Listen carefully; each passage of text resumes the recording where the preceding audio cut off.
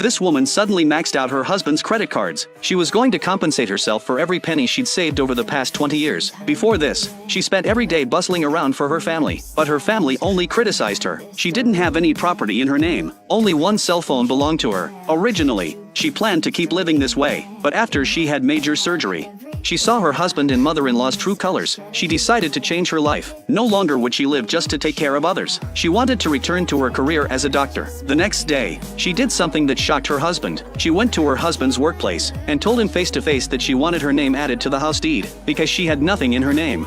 Outsiders were all laughing at her like she was a fool. Her husband made excuses, saying the house was a gift from his mother, and he needed to go home and discuss it with her. Sun Young gave him one day to resolve this matter. As she was leaving the hospital, she ran into the male doctor who had performed her surgery. The male doctor asked for her phone number. He wanted to send her some photos he'd taken earlier. The male doctor asked if she planned to return to work. This question gave Sun Young even more motivation. When Sun Young got home, she dug out her old medical notes and the doctor's white coat she kept for 20 years. She was reminiscing about her days as a doctor when her husband suddenly walked in. Her husband went home and told his mother about the property issue. Her mother-in-law was furious when she heard. She loudly said Sun Young must have had her brain fried from being sick. How dare she make such an outrageous demand?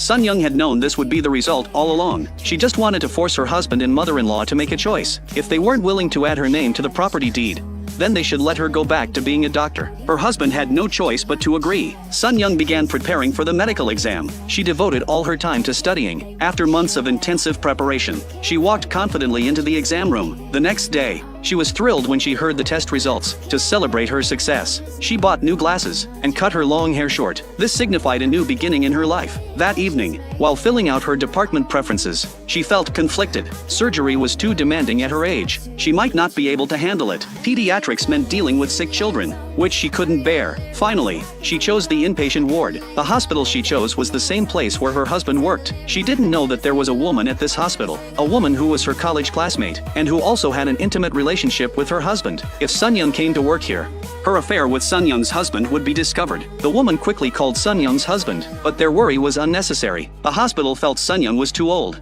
and since she'd just had liver transplant surgery, they were concerned her body couldn't handle the workload. Sun Young thought this interview was hopeless. That evening, when Sun Young's husband heard she'd failed the interview, he was so happy he started dancing. But the next day, her husband saw Sun Young at the hospital she'd been hired. She was standing in the distance. The mentor assigned to her turned out to be her husband's first love.